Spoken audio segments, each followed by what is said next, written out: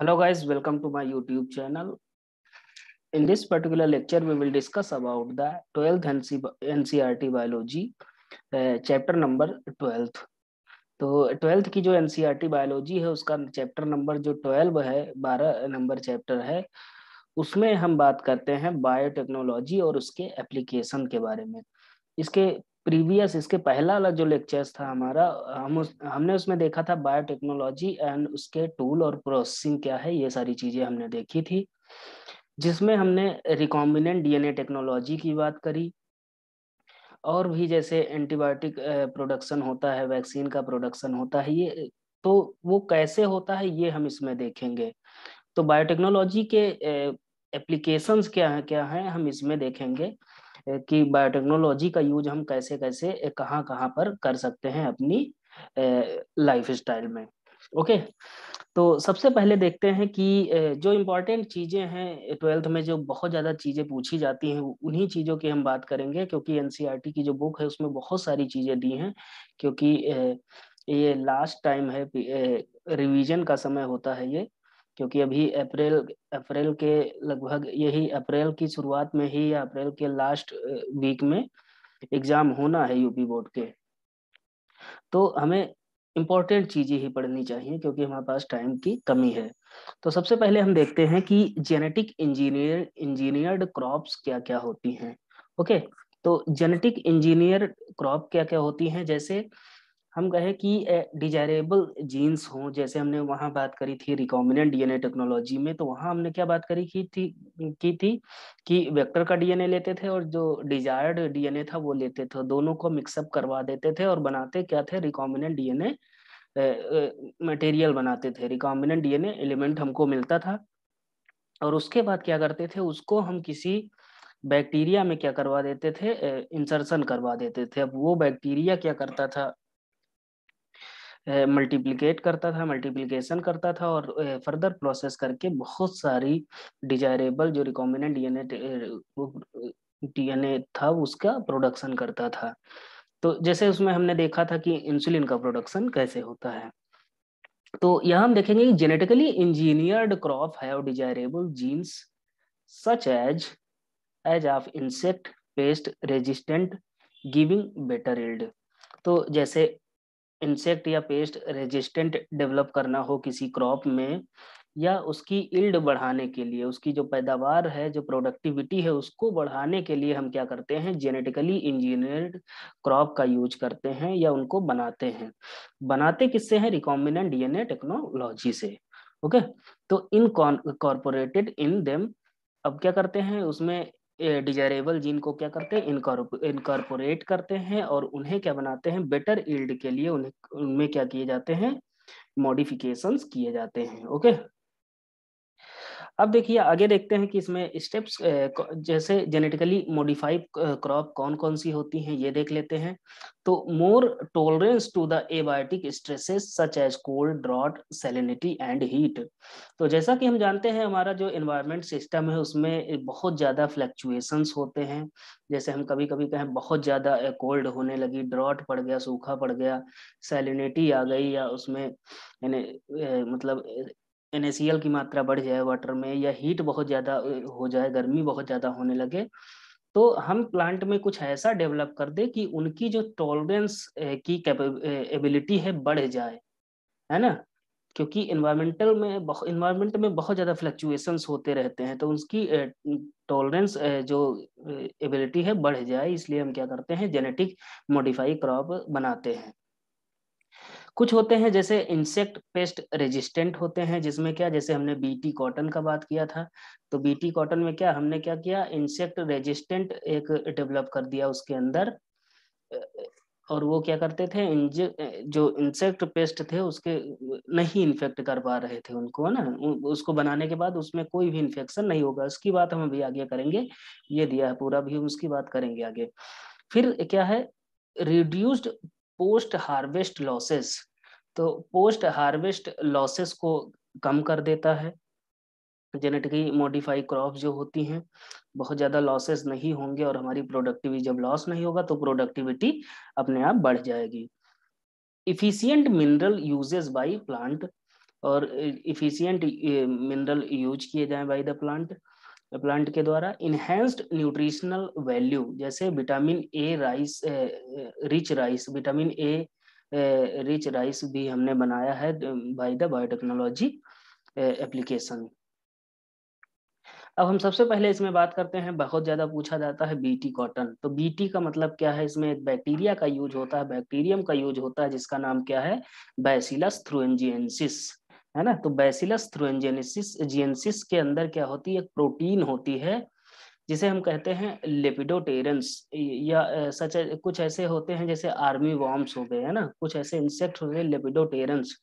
तो जो बैसिलस थ्रुएंजिएंसिस होती है उसके अंदर एक पर्टिकुलर स्पेसिफिक प्रोटीन पाई जाती है जो इसको क्या करते हैं?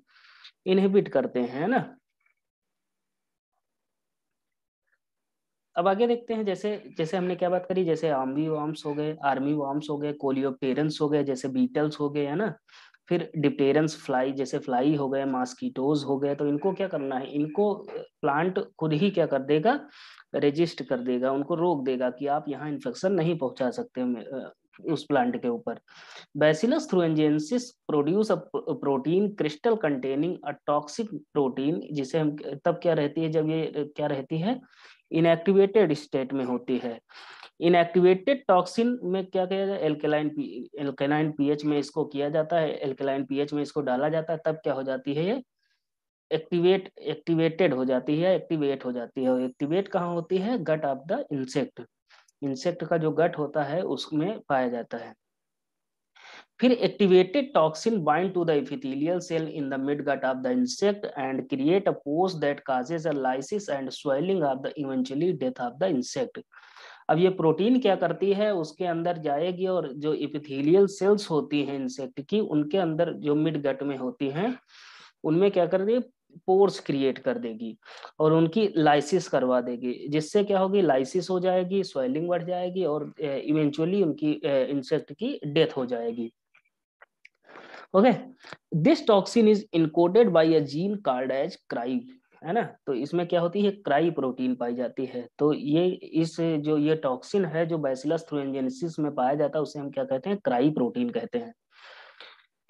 Jeans encoded bye cry 1A1AC या second A B control cotton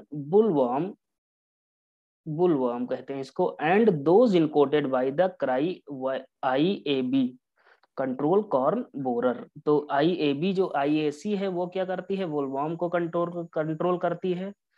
और जो IAC and I second AB या फर्स्ट AC होता है और सेकेंड AB, जो ये क्या करती हैं? बुलवर्म को कंट्रोल करती हैं।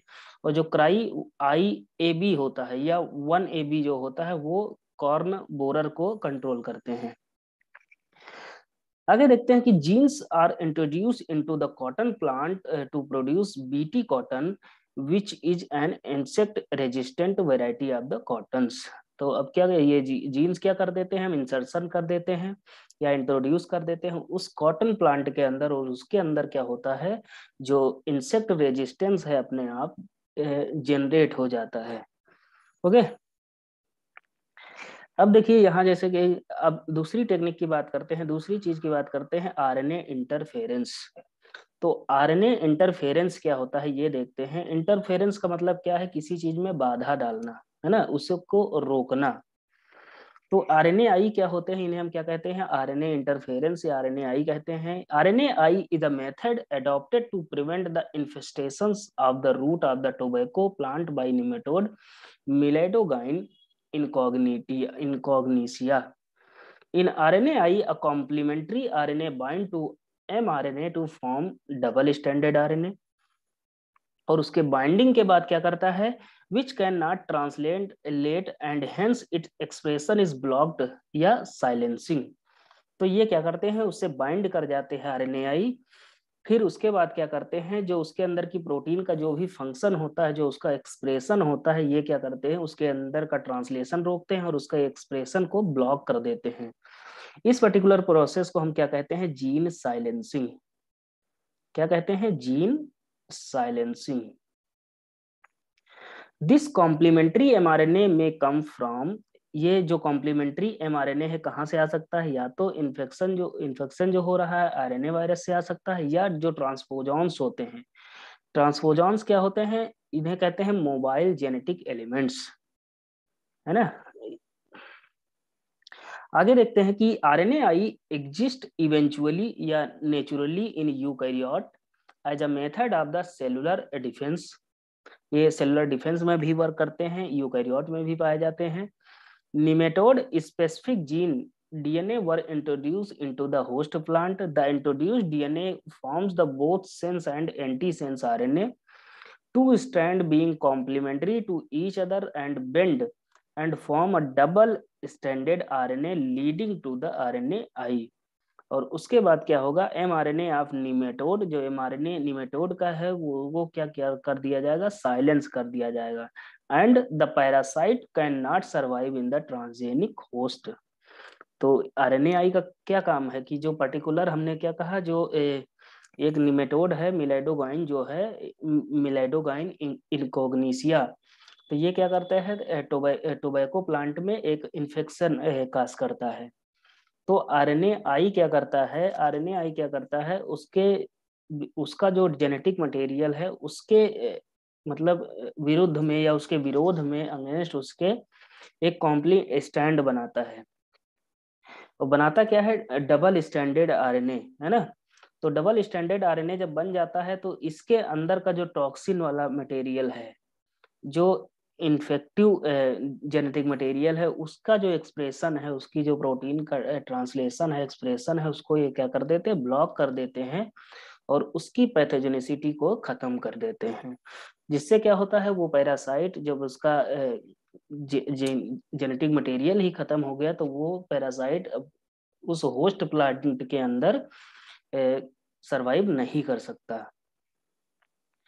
अब देखते हैं कि applications of the biotechnology in medicine. तो मेडिसिन में देख लेते हैं कौन कौन से काम आती है बायोटेक्नोलॉजी।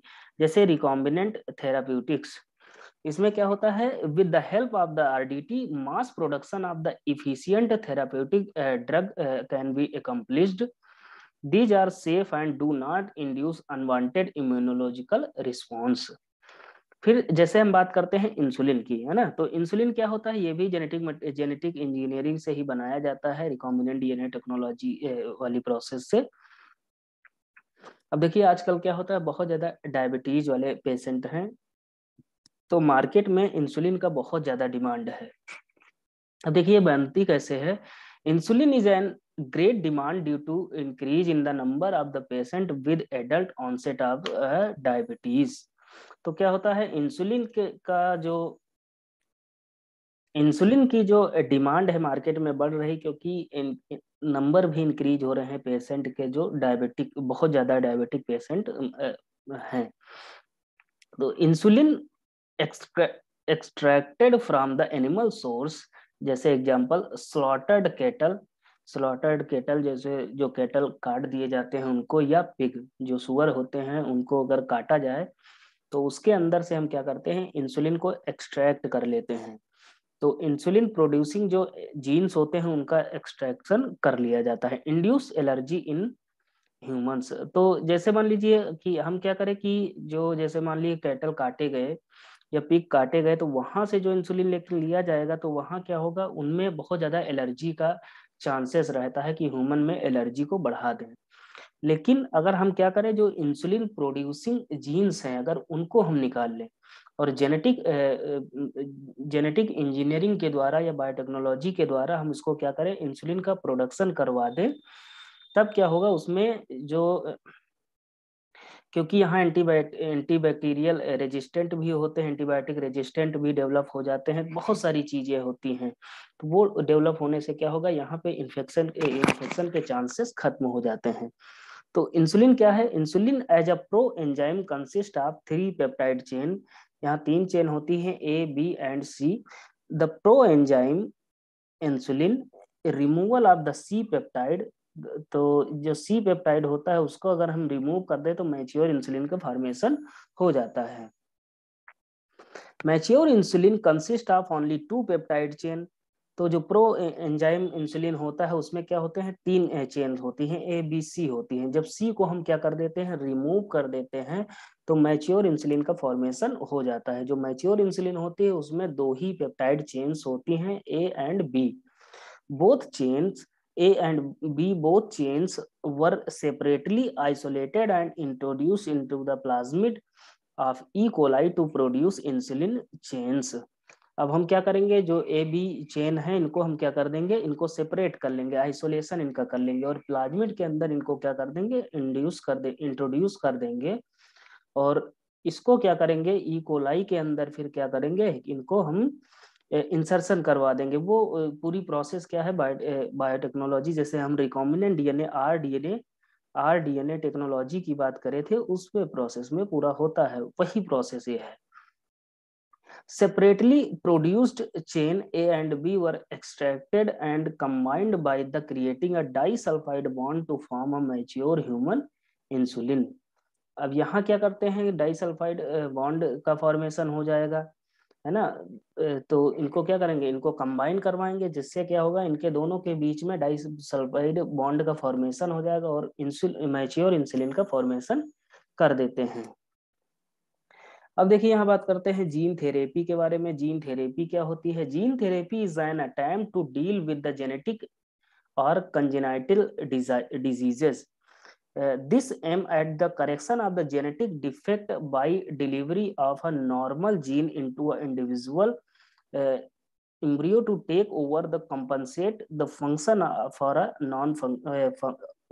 या तो कंपनसेट करे फंक्शन के लिए या नॉन फंक्शनल जीन के लिए। अब यहाँ जीन थेरेपी में क्या होता है, पहली बात तो जीन थेरेपी अभी तक मतलब बहुत ज्यादा इंट्रोड्यूस नहीं हुई है। जीन थेरेपी को हम बर्थ से पहले ही एम्ब्रियोलॉजिकल स्टेट में ही कर सकते हैं, बाद में नहीं कर सकते, है ना।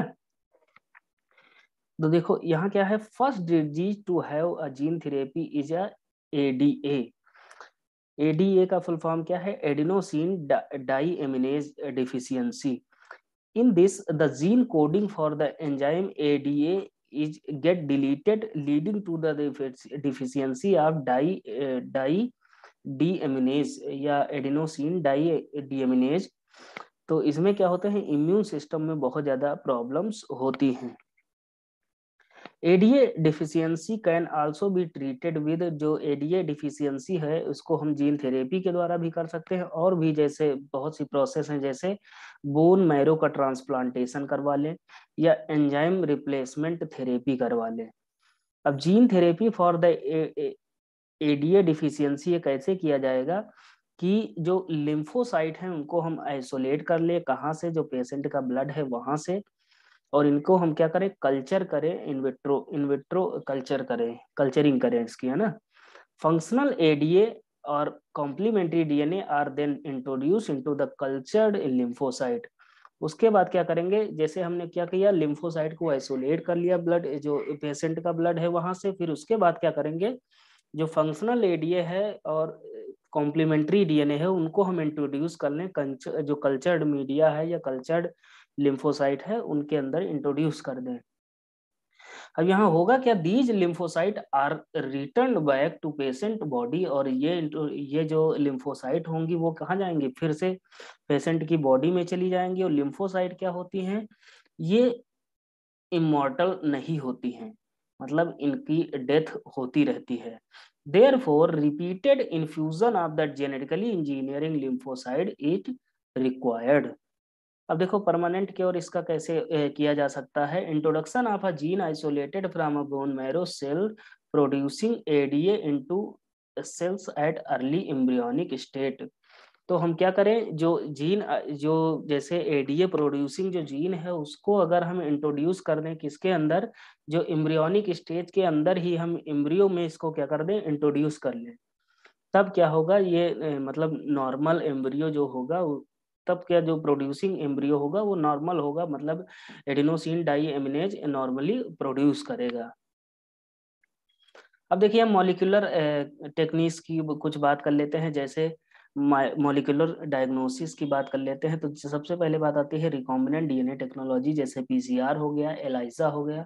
एलाइजा का फुल फॉर्म कभी कभी पूछ लिया जाता है, इसका फुल फॉर्म क्या है? एंजाइम लिंक्ड इम्यूनोसॉर्बेंट एसे।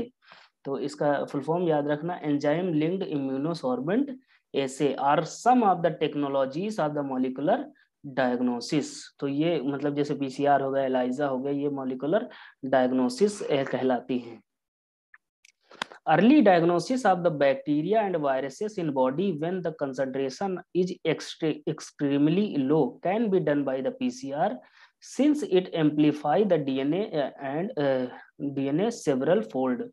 जो जैसे अर्ली डायग्नोसिस ऑफ बैक्टीरिया करना है तब उसको हम पीसीआर से कर सकते हैं। जैसे PCR is use to detect HIV virus in suspected AIDS patient. जो सस्पेक्टेड एड्स पेशेंट होते हैं, पीसीआर के द्वारा हम उसका डिटेक्शन कर सकते हैं। And mutation in gene is suspected cancer patient.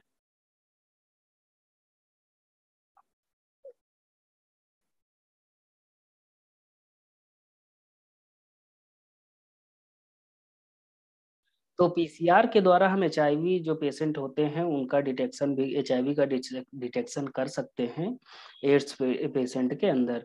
जो एलाइजा होती है वो क्या होती है? ELISA is based on antigen antibody interaction in the presence of an antigen the antibody is produced against it can be detected. तो यहाँ क्या होता है कि जैसे मान लीजिए जो पेशेंट है उसकी बॉडी के अंदर कोई एंटीजन उपस्थित है या प्रेजेंट है, तब यहाँ क्या होगा, जो एंटी उसके विरुद्ध में उसके अगेंस्ट क्या हो जाएंगी? एंटीबॉडी डेवलप हो जाएंगी और एंटीजन क्या हो जाएगा? डिटेक्ट कर लिया जाएगा। अब यहाँ देखिए और भी कई सारी प्रोसेस होती हैं, जैसे hybridization with radio active probe. In this approach, gene is hybridized with a radioactive probe and autoradiography is used for the detection. The region where mutation is present in gene will not appear in the photographic film, since probe will not able to bind with the with that part. फिर देखिए हम यहाँ बात करते हैं transgenic animal की और biopiracy की। तो ट्रांसजेनिक एनिमल्स क्या होते हैं उसके बारे में हम बात करेंगे। एक मिनट रुकिएगा।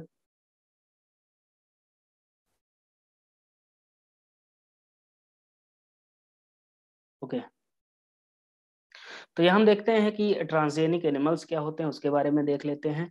ट्रांसजेनिक एनिमल क्या होते हैं?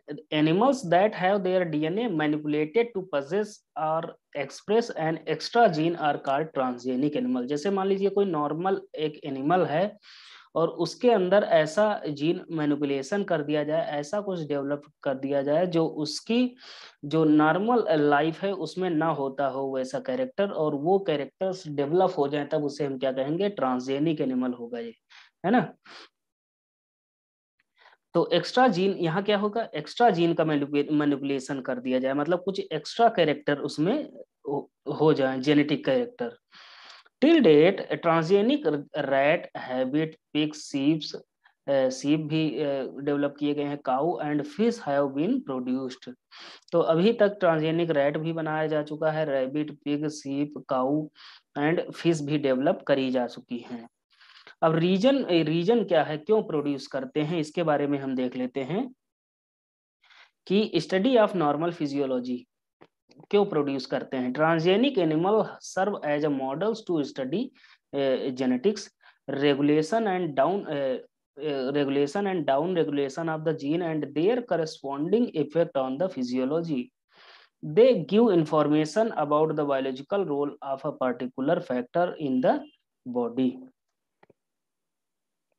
अब देखिए जो ट्रांसजेनिक एनिमल हैं उसमें हम क्या कर सकते हैं कि जो नॉर्मल स्टडी जैसे हम फिजियोलॉजी की स्टडी करते हैं तो उसमें भी इनको यूज कर सकते हैं, या डिजीज का भी स्टडी करना है तो उसमें भी यूज कर सकते हैं ट्रांसजेनिक एनिमल का। दे एक्ट एज अ, जो ट्रांसजेनिक एनिमल हैं ये मॉडल की तरह एक्ट करते हैं to study a genetic basis of diseases. These studies aid in the finding possible treatment of the disease। जो डिजीज उसको है उसको क्या हम मतलब उस पर स्टडी करके एक पॉसिबल ट्रीटमेंट ढूंढा जा सकता है। Transgenic models exist of various human diseases such as cancer, cystic fibrosis, rheumatoid arthritis and Alzheimer etcetera. कुछ बायोलॉजिकल प्रोडक्ट भी बनाए जा सकते हैं, जैसे treatment of a disease often require certain product that are expensive to make, है ना। कुछ ऐसे जैसे बहुत सारी डिजीजेज हैं, उनके ट्रीटमेंट में कुछ बहुत ज्यादा एक्सपेंसिव ड्रग्स का यूज होता है या प्रोडक्ट्स का यूज होता है।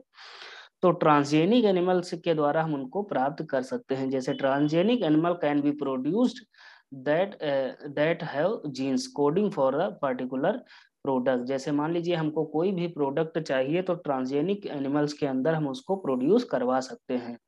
अब ह्यूमन में तो ना अलाउ है ना कि ह्यूमन के ऊपर पूरे जितने भी फिजियोलॉजिकल एक्सपेरिमेंट है वो कर डाले, हम एनिमल के ऊपर तो कर रहे हैं ना अभी।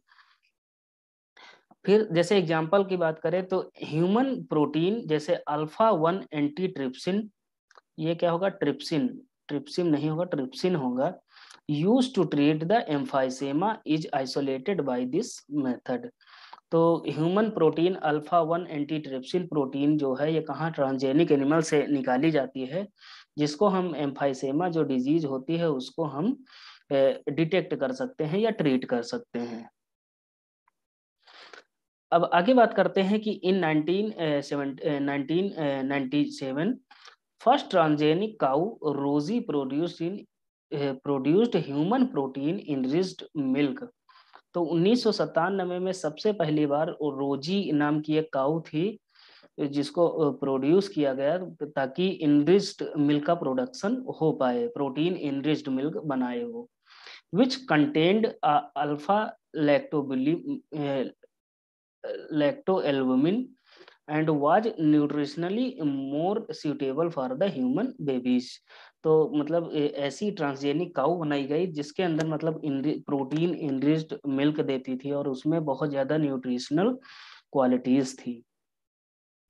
आगे देखते हैं वैक्सीन सेफ्टी टेस्ट कैसे क्या होते हैं। ट्रांसजेनिक जो माइस होते हैं उन पे क्या करते हैं, जो वैक्सीन होती हैं उनका हम टेस्ट करते हैं कि जैसे जैसे अभी मान लीजिए कोविड की वैक्सीन है, तो कोविड की जो वैक्सीन है तो सबसे पहले आदमी पे थोड़ी ना किया जाएगा, है ना। आदमी पे किया जाएगा तो केस हो जाएगा, सबसे पहले हम एनिमल्स पे करते हैं। किस पे करते हैं, ट्रांसजेनिक माइस पे। तो ये क्या होता है, transgenic mice are use to test vaccine for their safety before they used for the human. Human से पहले हम जानवर पे ही करेंगे ना, कि सीधे वैक्सीन बनाया और ह्यूमन के ऊपर लगा दिया, पता चले वो कोई मतलब अलग ही इफेक्ट आ गया उसको, है ना, उसके ऊपर कोई अलग ही कैरेक्टर दिखने लगे। अब जैसे केमिकल सेफ्टी टेस्टिंग, जो केमिकल सेफ्टी टेस्टिंग भी एनिमल्स के ऊपर, जो ट्रांसजेनिक एनिमल्स होते हैं उनके ऊपर ही किया जाता है। ओके, अब हम यहाँ देख